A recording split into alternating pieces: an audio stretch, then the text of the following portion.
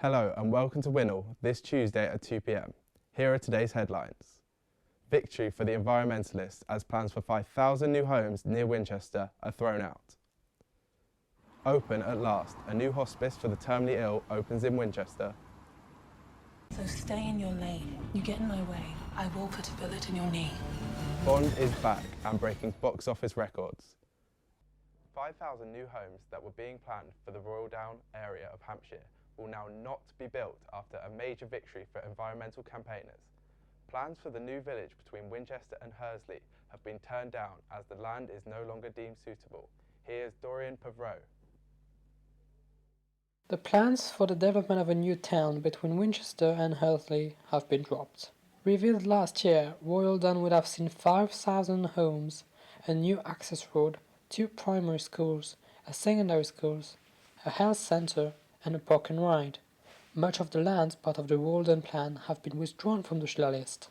The news has been more than welcome for the Hampshire Countryside charity.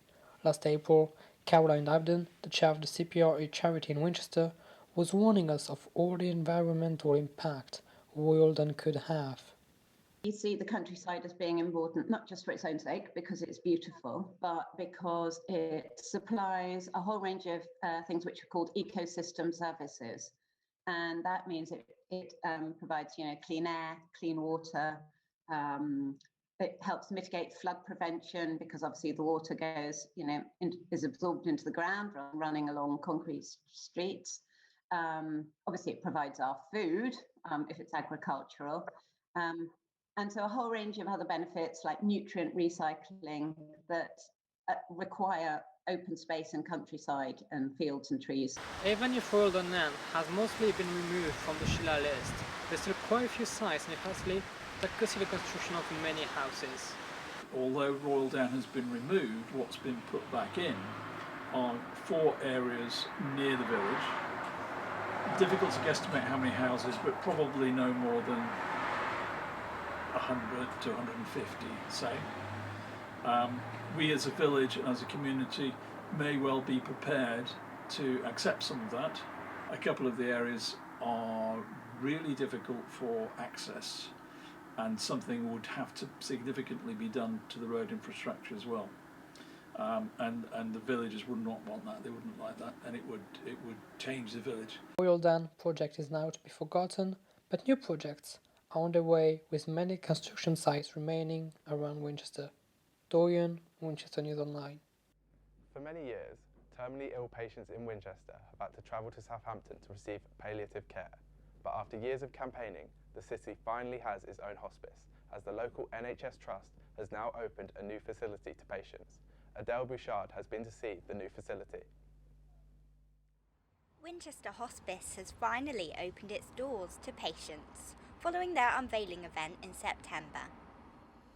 Here, patients with life-limiting illnesses can receive social, physical and end-of-life care for them and their families. So this is our family room, which is just an area really where relatives and patients can come and sit, make themselves a cup of tea. We've had a real gap in the area for a long time. Obviously we look after patients in the hospital and we do palliative care for patients in that setting all the time, but some patients just need hospice care. And if you live within 5 minutes of the hospital, it seems a bit counterintuitive to then have to travel 40 minutes to go to the hospice. After years of planning, fundraising and delays due to the pandemic, this once neglected building has now been transformed, with the final few touches being made. Winchester Hospice welcomed their first few patients just over a week ago, meaning those in need of palliative hospice care no longer need to travel as far as Southampton, Andover or Basingstoke. All 10 of the ensuite rooms have been designed to be comfortable and accessible, with specialised equipment like the beds, which extend into doubles, making space for visitors to sit with their loved ones. For a long time, we as a hospital palliative care team have been setting up the hospice, encouraging people to fundraise because it's such a needed resource for our patients that don't need to be in an acute hospital and would so much rather be in a more conducive environment to sorting out their affairs, for thinking about the future and for living their life to the full. Over £4.4 million have been charitably raised towards the project so far, but the fundraising effort doesn't stop now the facility is open. For many people, living at home is an important part of what they do, but this is all going to cost money. So it's going to cost about £500,000 a year, I gather, in addition to what's being funded by the Trust. So we've got to get people behind the actual idea that this isn't the job done. We've got to keep on fundraising for £500,000 at least every single year. Within the next few weeks, the hospice should be fully staffed and equipped to deliver local palliative care in an inpatient setting in Winchester for the first time. Adele Bushard, Winchester News Online. For more than a week now, it's been difficult to find petrol stations that actually have petrol. But there are signs that the fuel crisis is calming down. Cameron Cornell is here with us with the latest on the forecourts. Fuel shortages are still affecting parts of the country, with around 200 military personnel deployed to aid the crisis. The Petrol Retailers Association has said there's been a marked improvement to the situation, with steady deliveries, and the government has said the situation is stabilising. But there are still shortages in London and South East England, with surveys showing around 20% of the sites in London and the surrounding area still lacking fuel. With the military personnel in Hampshire potentially over the coming days, local leaders will be hoping the crisis is coming to an end. The annual Winchester Green Week returned last week. Here's Tom Hooker with the story. Winchester Green Week is an annual festival to promote and celebrate sustainable living. The week consists of events organised for all ages, including a citywide organised litter pick and local produce markets. Also situated in Winchester, the Earthy and Zero Waste shop provides customers with plastic-free shopping, organic products and sustainable home goods. The community is very interested in sustainable living. I think there is definitely a movement towards that here in Winchester. So the Green Week has been a chance for people to start talking to each other about it, getting involved in some events and making some changes at home. You can do things in the kitchen and the bathroom where a lot of waste is produced. Things like switching to a bamboo toothbrush, coming and refilling, or switching to a bar of soap. The week of events was rounded off by a Song for the Climate played by a live band and created in collaboration between WINAC and Extinction Rebellion Winchester, with lyric sheets handed out to all who attended. Anne Weir was one of the organisers of the week's events and is also leading a Young People's Climate Assembly next month. We're going to bring in experts to talk to young people from across the district to find out what they think the future should look like when we get to carbon neutrality, and what actions the councils and other decision makers locally need to start taking now. Tom Hooker, reporting for Winchester News Online. We are 3 weeks into the first semester of the academic year, and as yet there has been no noticeable increase in COVID cases on campus. This reflects a nationwide picture which has seen the number of cases steady right across the country. Here's Oliver McLennan with the latest COVID report. The number of reported cases over the past 28 days has seen a steady decline, with weekly cases reaching just over 300,000. The death total has also seen a sharp decline, with total deaths reaching just over 135,843 this week. Test numbers have started to increase again, with over 7 million this week.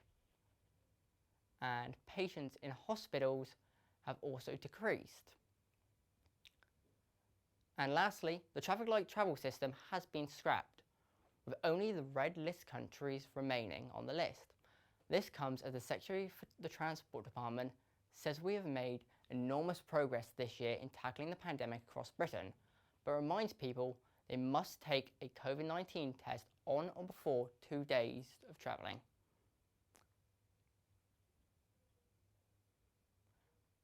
There's been Oliver McLennan with the Winchester News Online COVID-19 update. Many pubs in the area have closed down in recent years, but there is best news for one of the oldest pubs in Winchester, which has been closed for 3 years. Curley Hill has been for the first in, last out in Wales Street.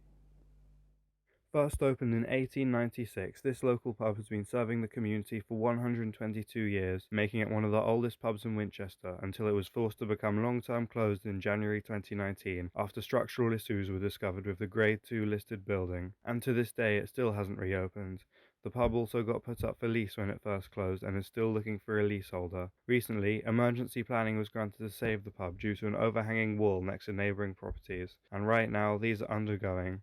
The plan is once construction is done, the pub will finally be reopened next year, which would make it 3 whole years since it first closed and 125 years since it first opened. While many high street retailers have taken a hit during the coronavirus pandemic online, shopping has become booming. Kira Donachie has been to see one Winchester businessman whose vintage clothes shop has been thriving during these times.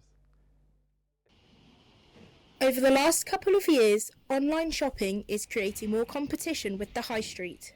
The pandemic had a great impact on retail and saw fast fashion giants like Zara and Gap in recession. The fast fashion brands that were accessible online came through the pandemic almost unscathed. But for some businesses, the closure of the high street was just what they needed.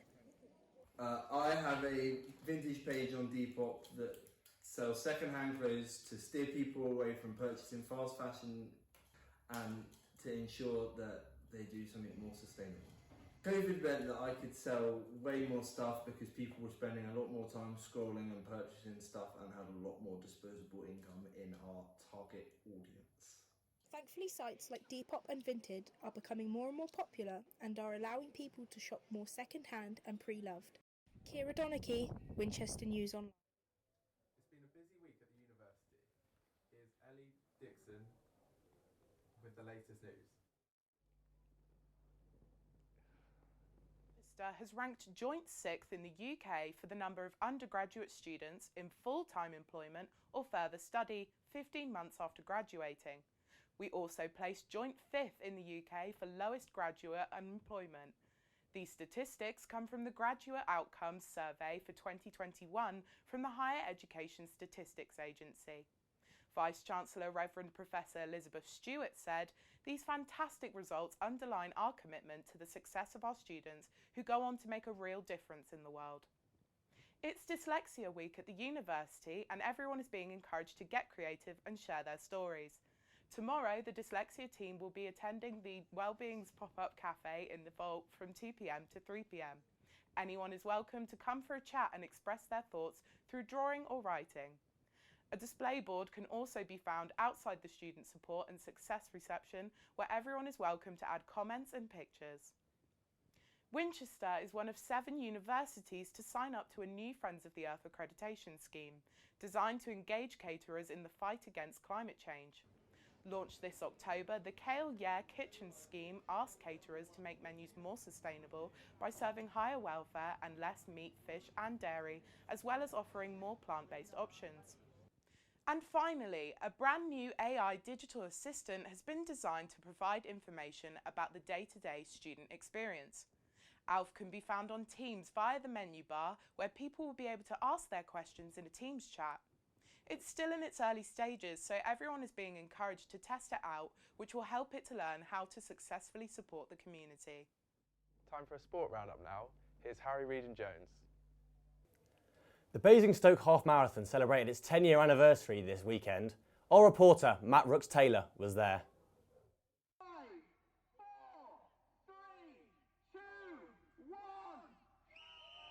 The 10th anniversary of the Basingstoke Half Marathon has taken place after being postponed a year due to the pandemic.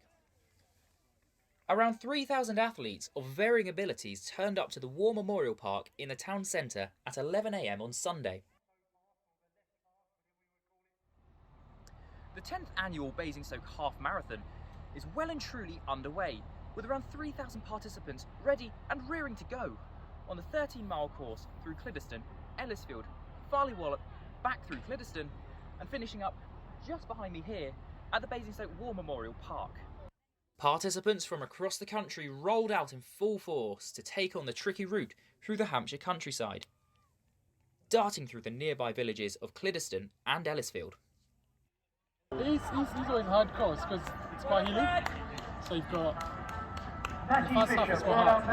Yeah, but the last 5K isn't too bad. It's just downhill, so yeah, it isn't too bad. Yeah. A flatter 10k run also took place alongside this landmark event. I'm Morgan Ings, came first in the Basingstoke 10k. I did 38.40. And no real preparation really, I just do quite a lot of running, and this was just a race at the end of the season that I decided to do. So it was a good course, hilly, but really nice weather and good course. This year's fastest time was a breathtaking 1:13.23, recorded by Robert Wood. Last year, organisers made the decision to delay the historic occasion as they couldn't host the event that they would have liked to.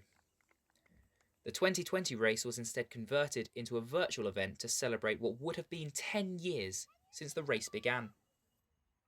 As the runners are collecting their medals just behind me here, this 10th anniversary half marathon is sprinting to a finish, and I'm sure it'll be running for many more years. This is Matt Ricks-Taylor, Winchester News Online. Our sports reporters covered the return of societies at uni, but one which often goes under the radar is American football. Taylor Sinclair spoke to Winchester Silverback players this week to talk about why they thought this sport suited them best, as well as their other experiences in their first few weeks of training. In the UK, sports such as football, basketball, rugby and athletics have dominated the youth scene across the nation for decades. However, recently, American football has touched down and has emerged as a popular sport, expanding its reach amongst the nation, with new multi-purpose sports stadiums opening up around the country. Most notably, the new Tottenham Hotspur Stadium, which hosted over 60,000 fans at their first major NFL game back in 2019. Now having an impact on Winchester University students as an appealing society to join, with up to 35 participants getting involved in training sessions this academic year. It's more about, I'd say it's a chance to play my favourite sport, and it's only the real chance I'd get to play a full team where we can all get together and face another team. It's just part of the experience, part of the fun of American football, really. I've decided to do American football because I want to try something out different and new, especially where American football is not as popular. It's not really as popular in the UK, so that is something that I wanted to get into. And also, they were running low on the amount of players, so I decided to join the society. At yesterday's Winchester Silverbacks training session, 20 people turned up, with the sport growing more popular each week. The real question is, how popular can this sport grow in the UK? Taylor Sinclair, Winol News. Winchester City's game may have been cancelled last Tuesday, but our club correspondents Alex Franklin and Harry Turberfield have still been busy this week, as they went down to interview the team's sports therapist, Joanne Broxson. In modern football, sports therapy has become an integral part of post-injury recovery. The fitness of players returning to football has been under much scrutiny since the return of non-league action, as many believe there is now a greater risk of injury. But in reality, is this actually the case? In terms of injury, actually no, there's been very little since we've come back. We've had the odd knock, strain, but yeah, nothing compared to last season actually, where I was quite busy. The break in play seems to have given players a much needed rest. But how can footballers ensure that they remain fully fit for the coming season? Definitely injury prevention for me is just generally a really decent 20-minute warm-up. Also, stretching is very, very, very important. Many professions were in turmoil during the COVID-19 pandemic, but how has the lack of clear advice from the government affected occupations with such a hands-on approach? It was very confusing. Some of us continued to work, some of us didn't, but then if you continue to work, it was, should I be working? Clearly, therapists such as Joanne have had to adapt to restrictions over the last 18 months. But hopefully, now, players and staff can move forward both COVID and injury-free. Alex Franklin, Winchester News Online. Thanks, Harry, for the sport. Now I'm Jen Howard with all your showbiz news. So, Britney Spears is thanking the #FreeBritney movement as her father's conservatorship was suspended after 13 years. She took to Twitter to thank her fans on Monday evening. Britney was placed under this conservatorship after her breakdown in 2008, unable to even drive her car without permission from her dad. Next up, Strictly. Nina Wadia was the first to be eliminated from the 2021 series. The EastEnders star said she was gutted to be kicked out of the competition so soon. We also saw Gordon Ramsay tear up as his daughter Tilly topped the leaderboard with the Charleston. And in cinemas, we have James Bond hitting our screens once again. You get in my way, I will put a bullet in your knee. The one that works. I thought you two would get along. So, Izzy, has it been as popular as the other 007 films? Internationally, it's done very well. Over the weekend, it made over $119 million in over 54 countries, making it the first film since the COVID-19 pandemic began to cross over the $100 million mark. But the big beast is coming this week with No Time to Die opening in the United States and Canada at the end of the week, and it is projected to make between $65 to $85 million in its opening weekend. Amazing, I cannot wait to see it. That sounds great. Back to you, Charlie. And that's all we have time for this week. Thanks for watching. Bye-bye.